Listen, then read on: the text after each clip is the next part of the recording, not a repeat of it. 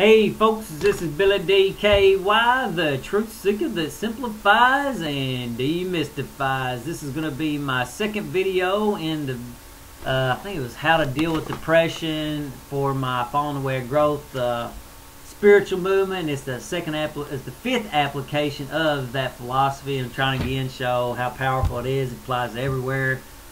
Okay, principle 7: know your enemies, ego and pleasure. And here's what I say: depression stems directly from ego and is amplified by pleasure. So work on getting over yourself and giving up pleasures. And again, I keep telling you over and over the same thing. People go, oh, I don't want to give up any pleasures. I don't want to give up any of my egotistical belief systems or this or that or get over myself. No, I don't want to do any of that. That's fine. You're going to suffer endlessly in this life. You know, if you don't want the most amazing, if you don't want to live your life to the fullest, then don't do it. Nobody's forcing you to do it. I'm just telling you words. I ain't putting cuffs on you and making you do it. Okay. So again, depression stems directly from ego. Poor pitiful me. The world don't treat me the way I wanted to. That's depression. And then all your pleasures, like again, like drugs and stuff, they amplify the feelings of depression, you know.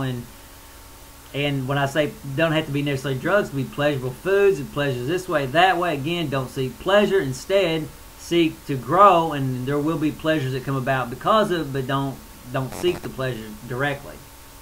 Man, that's a good way to say it. Don't seek pleasure directly. And don't be clever about trying to seek it.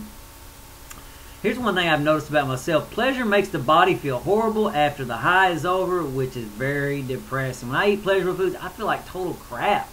When I eat plain, simple foods, man, I just feel great, got energy, and, you know, obviously you're more aware of things. And so, anyway, don't underestimate getting over yourself and giving up pleasures. Principle 8, seek harmony and peace. Again, depression is nothing but a lack of harmony with the essence of life. Try and find where you're out of harmony. You can't just do whatever you want and have a great life.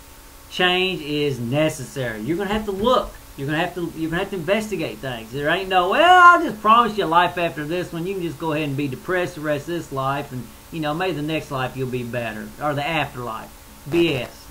Deal with this life. Have a better life now. Maybe you can go into the woods sometimes, and maybe that will move you out of your depression, because it's really hard to be out in the woods and be depressed for very long, because bugs will start biting you.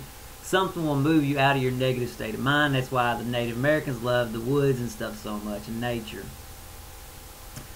Find things that make you feel alive with energy and use it. Here's another big problem with getting out of harmony. Attachments cause us a lot of problems, make us very depressed, especially when they leave us.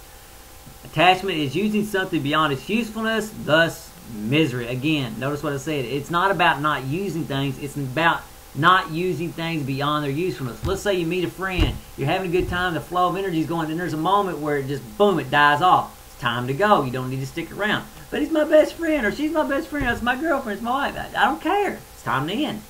You don't use things only as much as you need it. It's like, imagine if you used a raft to get, let's just say you're on a boat, you have a crash, you get on a raft, the raft gets you to shore, and then you keep carrying that raft around you. You keep carrying that raft around with you during your ordinary life on land. Obviously, that's going to be a burden to carry. Well, you're doing that same thing in your mind. You're carrying a bunch of things around you don't need to carry around. You're staying too long. You don't want to cut it short. So, again, attachments cause us a lot of misery, and attachments is using something beyond its usefulness. Okay, principle 9, simplicity. Don't seek complicated solutions to your depression. Keep it simple. It's the small things. Again, it's just two things. It's just self-centered negative thinking. That's all it is at the core. So, and again, simplify your life. Live simpler, and that'll get you more in harmony. That'll make depression less likely. And again, no giving up. Simplicity can help tremendously. Maybe give 10% of your stuff away to Goodwill and see how you feel. You know, we have way too much stuff. I have way too much stuff. And it's, you know, constantly just set in motion to get more in harmony by giving up a few of your things. Take it to Goodwill or whatever your local donation place, or hell, even throw it away. I don't care. Just learn to live simpler and learn to appreciate the simplicity of the power and just the vitality that comes from simplicity and not owning as many things. Because when you start giving away things, you automatically don't want to buy new things because you know how good it feels not to have things. So again, simplicity. Try to live as simple as possible. Summary: depression is a lack of harmony with the essence of life. More specifically, it stems from ego and pleasure, which I pointed out numerous times. To read more about the 9 universal principles of growth, you can visit the blog by clicking the first link in the information section of this video. I will also have a playlist of the applications of growth. There'll be another bubble, and then there'll be another bubble for the positive training, so you might have to pause it, figure out which one you want to hit.